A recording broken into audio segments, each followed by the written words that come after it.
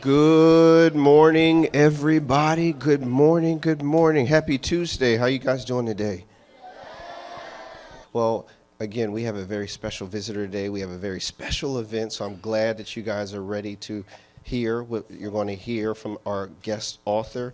And we also, again, give one big round of applause. We have a lot of people watching online, so give them a round of applause to all the schools across the district. So we have elementary schools all across Norwalk, La Mirada. Thank you for tuning in. We also have some schools from La Habra City School District, so thank you guys for tuning in as well. We also have a couple guests in the house, so when I say their name, let's ask them to stand. We have board member Chris Staples. Give a round of applause. We have Assistant Superintendent Dr. Savar. Give her applause. We have President of NDC, Faith Batista. Give her applause. And Chief of our Executive Staff, Ariel. Give her a round of applause as well. All right, I'm going to introduce Pastor Jack Miranda. He's going to come and introduce our speaker and tell you guys a little bit about financial literacy. Thank you, sir. Thank you, Principal Ramsey. Thank you, Eastwood, for hosting us. I'm going to introduce you to a very, very, very important person.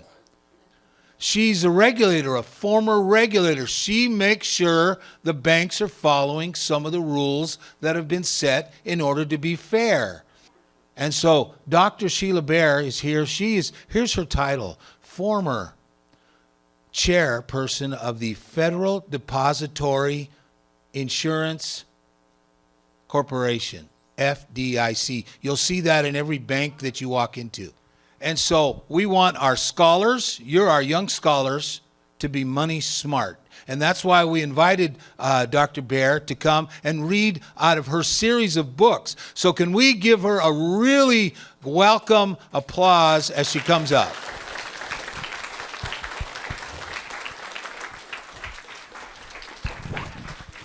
Hello, Eagles. Welcome all the other schools that are listening remotely. I'm really happy to be here. So as Pastor Jack said, I used to be the chair of an organization called the Federal Deposit Insurance Corporation, or FDIC. How many of you have ever been to a bank? You ever been to a bank with your parents? Yeah, okay, good. Oh, more. How many of you have bank accounts? That's great. That's great. So next time you go to the bank, look for a sign that says FDIC insured. All banks are required to display that. And that's very important, because banks are a really safe place to keep your money. You want to keep your money safe, right? You work hard for your money. You don't want to lose it unnecessarily. So wherever you put it, you want to make sure they're taking good care of it. And banks do a really, really good job of taking care of your money. But every once in a while, they make a mistake. And they lose some of your money. And that's when it's the job of the FDIC to move in and make sure you can get all the money that you put in your deposit account at the bank. Now, that protection, that promise that the FDIC makes to people who put their money in the bank to protect it, it's not unlimited. There's a dollar cap on how much the FDIC will protect. Does anybody want to guess what that amount is? Yeah, what do you think? 20, a little bit higher. Yeah, back there, what do you think? Sorry? Oh my gosh, there, give that man a round of applause. All right. All right. That's exactly right. $250,000. So most of us don't have nearly that much in a bank.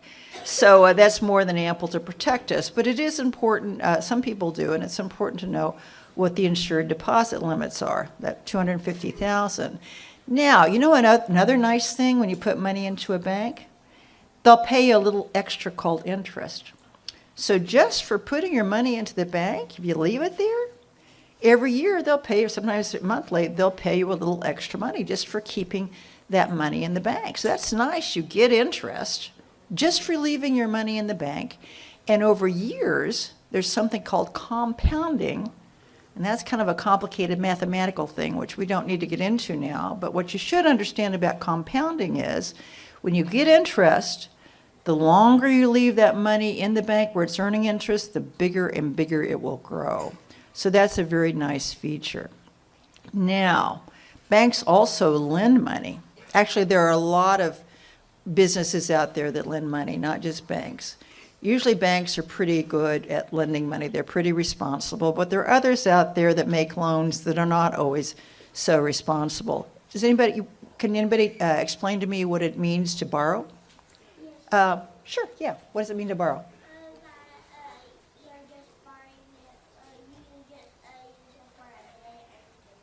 Well, that's right. You get money from somebody else, the lender, for a certain period of time. But then what happens? You have to pay it back, right? Yeah. Yeah, yeah. What do you think borrowing is? I think it's like you get like some money from the bank Uh-huh. and you give them more interest for the money. Well, that's very, very good, because when you save money, when you put your money in the bank and leave it, they will pay you interest. But when you borrow money, whoever loaned you that money, you will be paying them interest. And this thing called compounding that I was talking about earlier, it works in reverse when you borrow. And when you borrow, the longer you take to pay back that loan, the bigger and bigger and bigger the amount of interest you will have to pay. So that's why it's important. Sometimes it's okay to borrow. There are certain situations where that's okay, but you never want to do it unnecessarily, because borrowing costs you money. Whatever money you get, you have to pay back plus more. So a lot of people get in trouble borrowing money. It's a huge, huge problem in this country. And so the first book I want to read to you is called Billy the Borrowing Blue-Footed Booby. And it takes place on the Galapagos Islands, which is a real place off the coast of Ecuador. And there really are the animals called blue-footed boobies. They look a lot like this. So this little booby gets himself into all sorts of trouble borrowing money. So let's read the story and see what happens. Billy was a blue-footed booby who lived on the Galapagos. He loved to fish and swim and dance, but the thing he loved the most was napping in the afternoon after he'd eaten his lunch. The problem was, on the Galapagos, it usually rained a bunch. He went to see the selling seal, a greedy sort of fella. He asked if Seal could help him out and sell him an umbrella. "Sure," said Seal, "I'm pleased to help, but this may cause you stress. The one you like cost 10 sardines, and not one sardine less." Billy stomped his big blue feet. 10 is way too high. It takes me weeks to catch that much. You're really a heartless guy." "I'll help you out," said Selling Seal. "No need to cause you trouble. Wait a month, but here's the catch. You'll have to pay me double. Will you pay me 20 sardines for instant satisfaction?" Billy eagerly took the deal to nap without distraction. The next month, Billy fished and fished to get his 20 sardines. But on his way to pay off Seal, he saw his good friend Arlene. A giant tortoise, there she sat, eating a prickly green pear, cooled by a solar-powered fan fixed to the back of her chair. Billy wanted that fan so much. "Where can I buy one?" he asked. "At Selling Seals," Arlene replied. "But hurry while they still last." The booby rushed to Selling Seals, gripping his 20 sardines. But instead of paying off his loan, he bought a fan like Arlene's. Seal warned him that his unpaid debt would double in a month.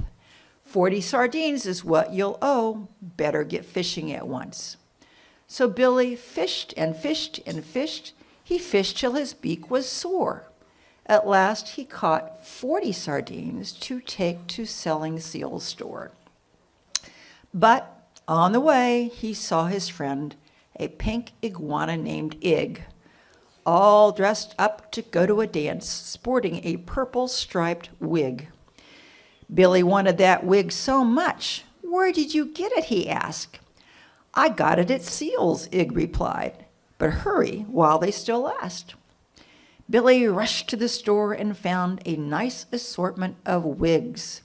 He paid 40 sardines to buy a purple one just like eggs. Seal reminded him of his debt. It's going to double again. 80 sardines is what you'll owe. You better get fishing, my friend. So Billy fished and fished and fished. He had to give up his nap. He fished by day. He fished by night. He fished till he couldn't flap. There you go. Even the sardines are making fun of him. At last, he had 80 sardines. He took them to selling seals. But on the way, he saw his friend, a lava lizard named Niels. Niels was dancing by the seashore to a gray mockingbird's rap. On his feet were neon green shoes that shot light beams as he tapped. Billy wanted those shoes so much. Where did you get them, he asked. They're on sale at Seals, Niels replied. But hurry while they still last. Billy lugged his 80 sardines to Seals as fast as he could. He found the shoes and tried them on. He thought they really looked good. 80 sardines was what he paid for those light-beaming shoes. And Billy's debt doubled again. Selling Seal was amused, for Seal was making quite a lot as Billy let his debt grow. 160 fresh sardines was what the booby now owed. So Billy fished and fished and fished. He got his family to help, plunging into the deep blue sea through coral rocks and sea kelp. With help from Bess, his smarter twin, he dragged the sardines to Seal. Rubbing his fins, Seal slyly said, "Hey, Billy, here's a great deal. For 160 fresh sardines, I'll sell this anchovy grill. It cooks those tiny fish just right. It's also good to cook krill." "I love anchovies," Billy said. Seal smiled in anticipation. But Bess said, "Stop. Have you gone mad? Just do the multiplication. You already owe 16 times the cost of that umbrella. If you let it double again, you are a foolish fella." So what do you think is going to happen? What do you think he's going to do? Yep. Billy just had to buy that grill. It looked so shiny and new.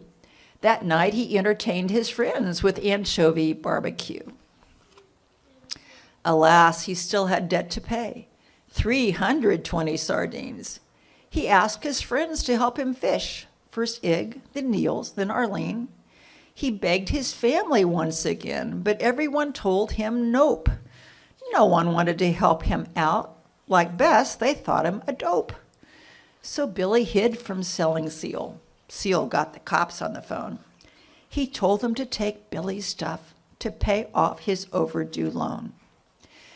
They took his fan, they took his wig, they took his tap shoes aglow. They also took his anchovy grill. The umbrella was last to go. Billy lost all to his dismay while helping Seal become rich, all because he had no control when he got a spending itch. With Bess's help, he fished again and found a store called Della's, owned by a kindly pelican who charged 5 fish for umbrellas. And from then on, he lived by this rule, even though it sounds nerdy: never borrow to buy dumb stuff and live a happy birdie. So there you go. Billy learned a pretty big lesson about borrowing and not paying your debt back, huh? Did you like the rule? Did you like the story? Good. Great. Okay.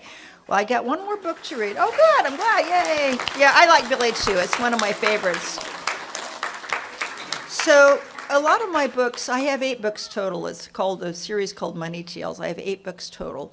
And a lot of the books are about common mistakes people make with their money, and they lose money unnecessarily because they don't understand basics like borrowing and how you borrow and how you need to pay it back as soon as you can.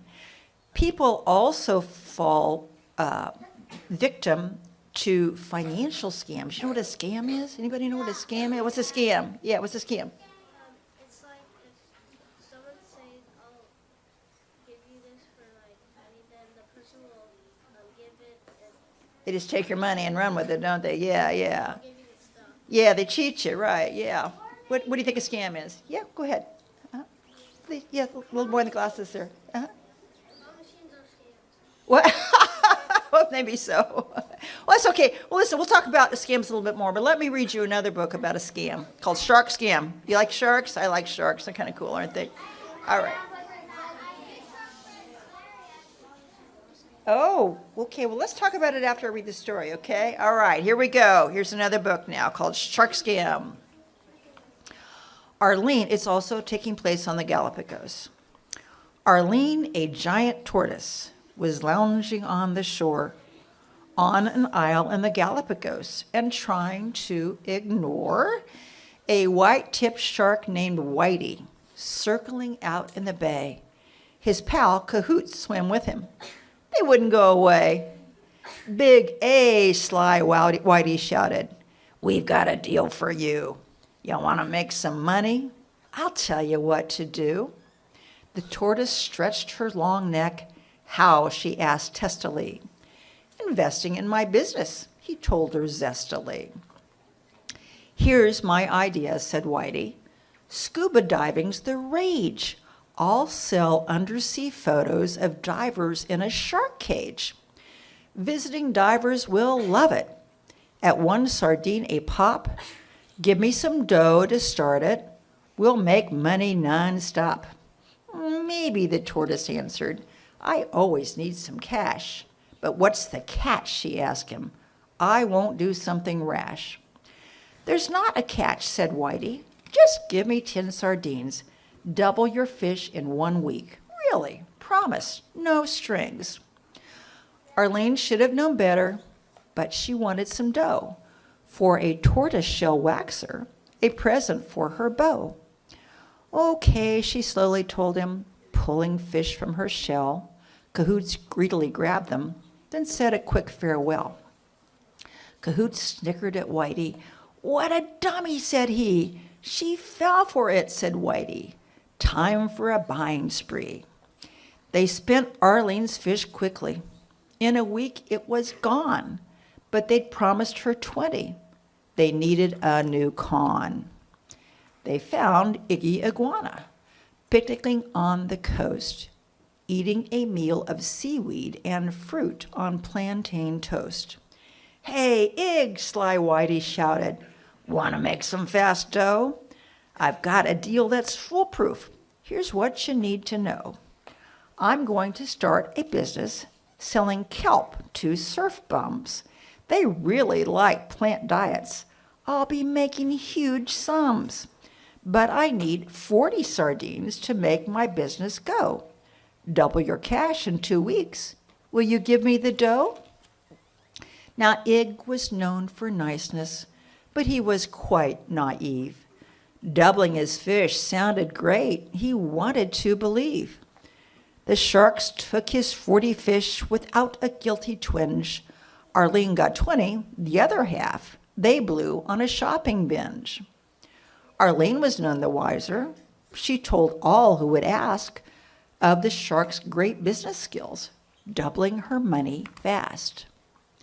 The sharks then found it easy to find critters to scam. They made up business stories that no one knew were shams. 160 from Billy for shark riding in the bay. 80 of that they paid to Ig. The rest they gambled away. Every scam would multiply by a factor of 4 to double each creature's fish and give the sharks their score. 640 fish from Niels, a lava lizard who thought the sharks would be developing a seahorse parking lot. 10,560 from Dash, a saltwater crab, to build Galapagos' first fleet of turtle-pulled cabs. The animals asked no questions. They didn't want to bother. If they had, they might have realized their cash came from each other. Arlene's dough came from Iggy. Iggy's came from Billy. The booby sardines came from Niels. They all looked pretty silly. Dash's fish were paid to Niels, gone in an instant flash, and each time the sharks would take an equal cut of cash. 10,240 was what the sharks now needed to pay off Dash and get their cut and see their scam completed. The only creature with that much was Billy's smart sister, Bess, the richest woman on the Isles and a true business success. The sharks planned their best con yet, a ballroom dancing show, where boobies famed for their light feet could perform like dancing pros. Bess really liked the idea. She loved dancing so much, but she had questions to ask, like rent, payroll, and such. She wanted to see the records from their other endeavors, cash flow, taxes, bank accounts. Bess was just too clever. The sharks decided they were done. They had no answers in store, so they grabbed their stuff, grabbed their fish, and headed to Ecuador. A few miles off of Galapagos, Officer Osprey swooped in. He told the sharks to head back home. Bess had reported them. Back in jail, both sharks fessed up. Their ventures were pretend, and all the fish that they had left was 1,500 tin. The Osprey gave those fish to Dash. It really seemed quite nifty, but the crab said, "No, I need another 1,050. Osprey went to the other beasts and told them they were stuck. All their profits were a scam. They had to give them up. They could keep just those amounts that they had invested. The double profits they had made, Osprey now requested. 850 sardines, they gave up all that gain. Still it was 200 short to make Dash whole again. Luckily, the sharks had things. Osprey auctioned for sale. Pickled plankton, seaweed skirts, a barrel of sea ale. Osprey raised 200 fish and gave it all to Dash. The sharks were sentenced to 5 years, picking up seaside trash. No one gained, but no one lost. Lucky beast, it would seem. Others have suffered from this con. It's called a Ponzi scheme. Smart folks like Bess investigate when asked to invest in a biz. And if it sounds too good to be true, they find it usually is. Okay, so there you go. Those animals were really gullible, weren't they? They just kept handing over sardines to the sharks, not asking questions. And they were lucky because Officer Osprey was able to get back everybody's money for them. But this thing called Ponzi schemes, this is really common. People have been running Ponzi schemes, and people have been losing money to Ponzi schemes for centuries. And they keep coming back in new creative ways that these scammers will use. And usually, unfortunately, people lose a lot of money in Ponzi schemes. But I wanted my book to have a happy ending, so I made sure nobody lost money. Okay, good. So I hope you like the books. And now I think we can take questions, if you'd like.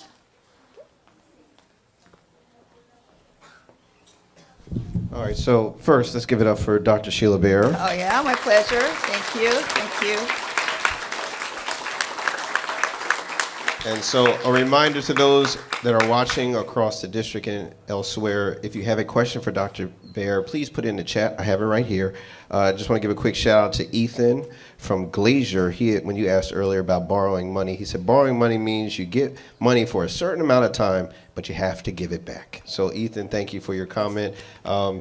Those, while we're waiting for them to put questions in the chat, if you have a question in the room, we'll take a couple. So if you raise your hand, I will repeat it so that everyone can hear it, and then Dr. Bair, you can answer it. So any questions in the room?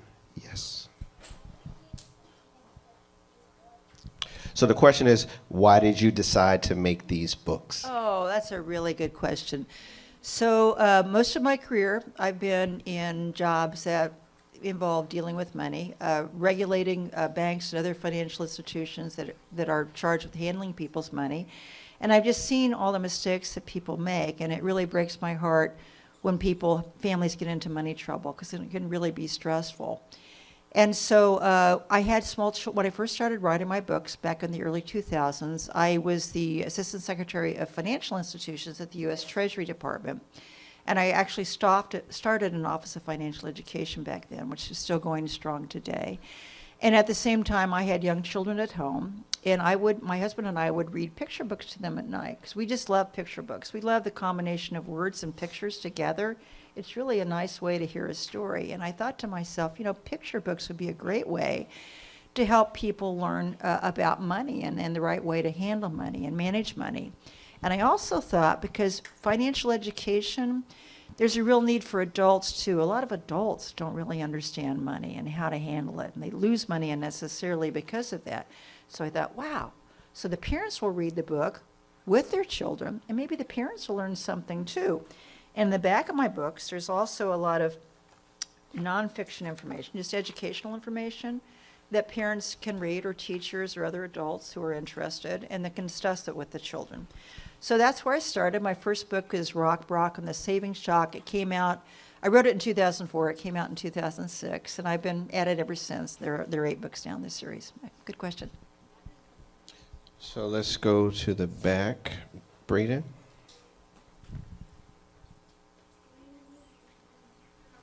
Forgot your question. 2, 3 down, Gabriel.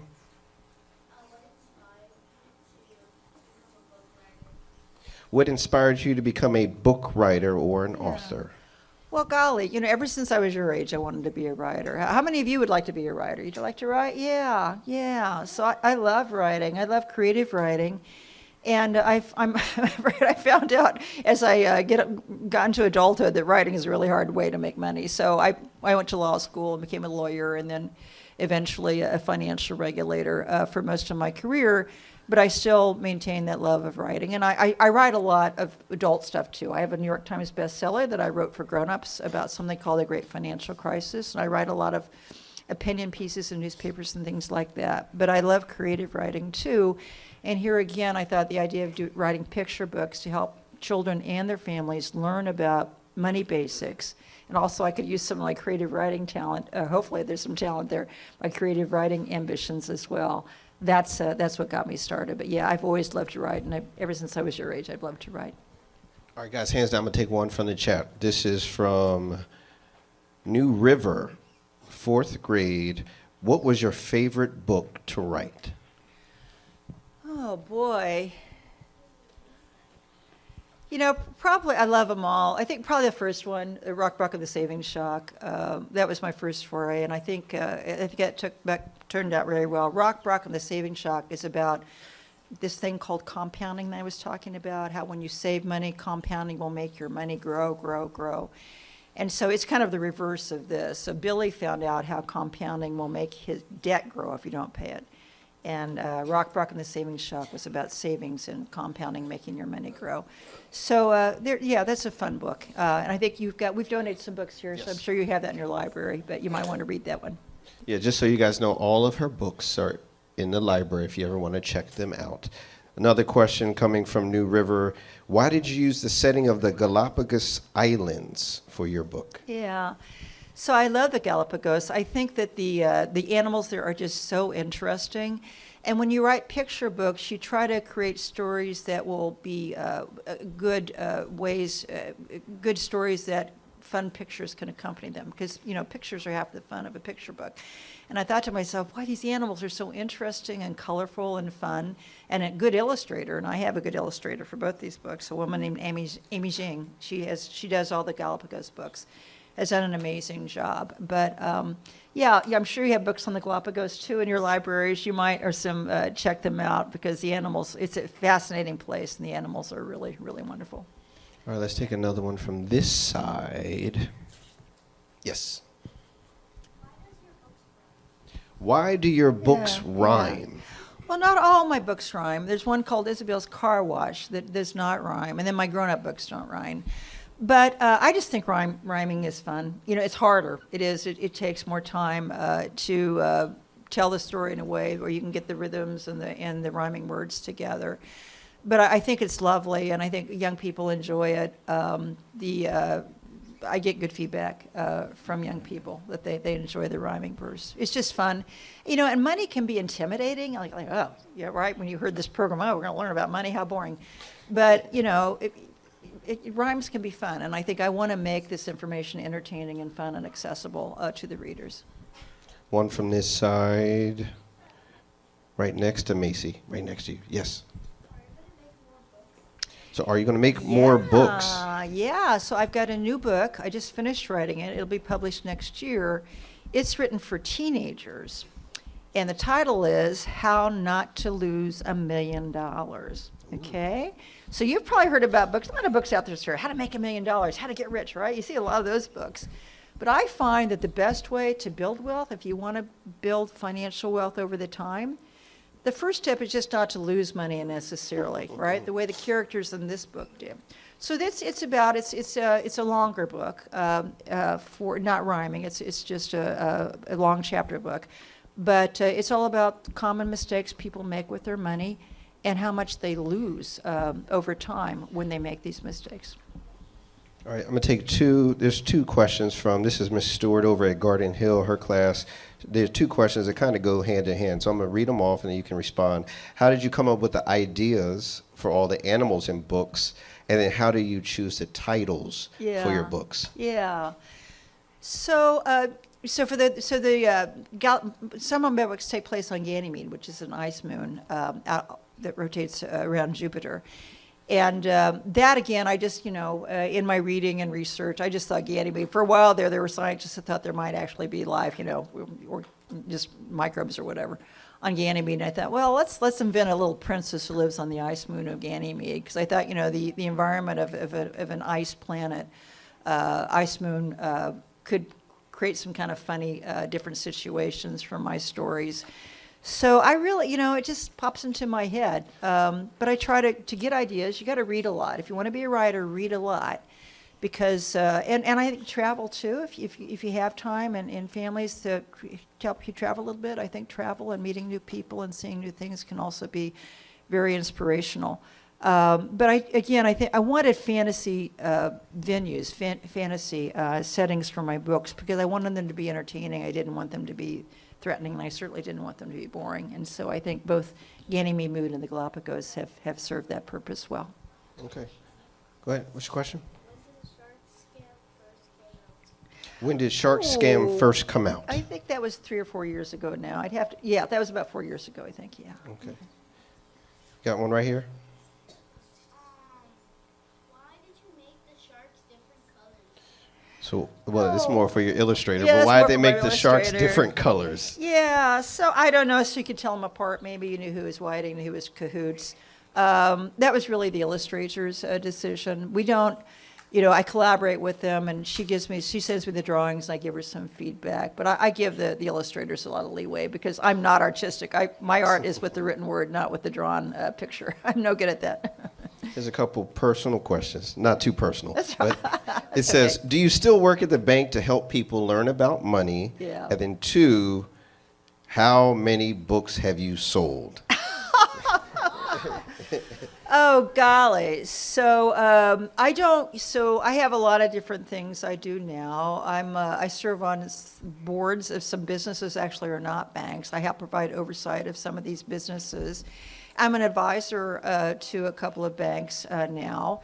And I write books, and I travel and do events like these, I have a mix of things that I do now. So I don't never really worked for a bank. I've been a bank regulator, but never really worked directly for a bank. And that's good because I want to, I don't want to be. I respect banks. I think banks are a really good place to keep your money, but I don't want to be an advocate for banks. I want to be an advocate for you, the consumer, the depositor. So I try to maintain a little bit of distance. And I'm sorry, what's this? How many books have you sold? Oh, golly, yeah. So, well, for Money Tales, we've sold about 120,000 now. And then my other books have probably sold about another 100,000. So maybe, I don't know, 250,000. I am, just guessing ballpark, combine them all together, the ebooks and everything. And the thing I like about children's books, Money Tales books in particular, is that they're what they call in the publishing industry evergreen. So like my New York Times bestseller, which sold very well, but it had a short life. You know, it was topical, people bought it, and then sales kind of ebbed off. But my children's books, the sales are strong, sometimes even stronger year after year, because there's always a new generation of students reading them. And then, you know, it spreads word of mouth. And so, and they stay on the shelves of libraries forever. So again, Rock and the Saving Shock still sells several copies a year. That came out in 2006, but it's still a really strong seller. All right. You remember your question, Brayden? Okay.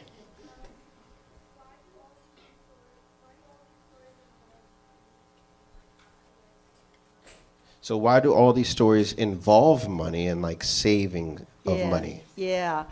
Well, I think I think writers should write about what they know, and money is something I know a lot about. I've pretty much my whole career is built around things related to money, so I think that's important. You should write what you know about. That's an important lesson. And I want to help people. You know, I want to help people protect their money. That was I love being chair of the FDIC because my job there was to protect people's money. I want to help people keep their money safe. I want to help people build wealth. I want to help people avoid getting into money problems, which can be so stressful for families. So, and that's when you grew up. Find a career that, you know, will have some meaning to you, that, you know, find out what you want to do, what your goals are, and then pursue a career that will help you live up to those dreams. But my desire is to help people manage money, build wealth, protect their money. Okay. And I know they're getting antsy, so we'll just do a couple more, Okay, and then right. we'll let them get the wiggles out. Okay. In the chat, it says, could you please explain to the students why it's important to think about what we want versus what we need Oh, good question. when spending money, and how Yes. setting financial goals can be beneficial to their future? Yes, that's a very sophisticated question. Well, so you should, a really key component of when you're older and you're on your own, you're working and earning money, and you've got your own place, and you're spending money.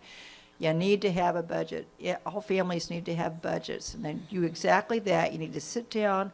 What are the things you need to spend money on?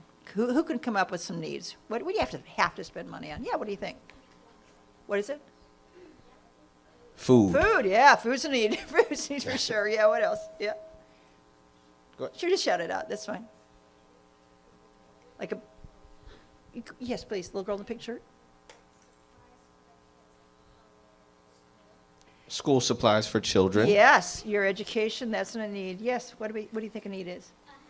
A house. You got to have a place to live. Yeah. How about getting around? Yeah. Well, you need furniture, right? You need your bed, you need a couch, you need a kitchen, right? You need a car too, right? Or you need a transportation. You don't always need a car. Sometimes you can use mass transit. Even better walk. But usually people have to spend money on cars and gasoline for the cars. Yeah. A car, yeah, absolutely. So you need to have a hard conversation with yourself. What do I really need to spend money on? And your budget, you should figure out how much money you're bringing in, so you know how much money you have to spend. And then you need to assign the amount of money you can spend for each of those things. And usually housing is the biggest part of a budget. Now, what you have left over, you should try to save of that as much as you can. Because savings is important. If you ever run into financial trouble, say you ever lose a job or have an unexpected illness or whatever, to have some savings to fall back on is really important. And then when you get old, like me, you start retiring, you're not working anymore. Having saved money over your life to have, what they call retirement savings, money you can draw on to live on, that's important too.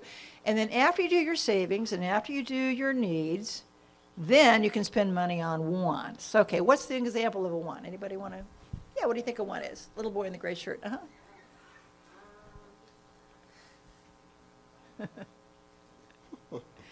It's all right. Anybody, just shout it out. Yep, right back there, yeah. Collector's item. Yeah, so if you collect stamps or comic books or whatever, that's fun. You don't need to do that. You want to do that. You don't need to do that. Yeah, Liam? what do you, I'll let you do this. Liam, what's a want? Forgot. Cameraman, what's a want? Video games. Yes, yeah, young people especially spend a lot of money on video games. Yeah. What's a want? Hot Wheels setup. Yep. Toys generally, Yeah, right? Toys. Chris? Yeah. So she's saying something you want is something you don't really need. What is an Well- example of that? Well, Go ahead. well, no, these are good examples. Sometimes it's hard. There's kind of overlap, right? So you need food, but you don't really need to go out to eat, right? So going out to eat, which is going to be more expensive than eating at home, that's kind of a want, not a need. But it's still nice to do, and hopefully you have money to do that. But that's a want. Even though it's food you need, it's cheaper to eat at home. All right, last one right here. Dance? Dancing, like dance lessons, you mean, and stuff? Yeah, that's probably a want. Though I do think exercise is a need. Exercise so is you a can- need. yeah. All right, hands down. So, Dr. Bair, you've written, what, 9 books already? 8 in Money Tales. 8 in yeah, Money and- Tales, And there's one coming out next year. right, Do we have a date yet? Someone in the probably chat wants to September. know. They usually are released at the beginning of the school So in year, the fall, probably September next 25. year, we can Yeah. look for your Yeah, new book yeah, to come yeah, out? Yeah. Okay.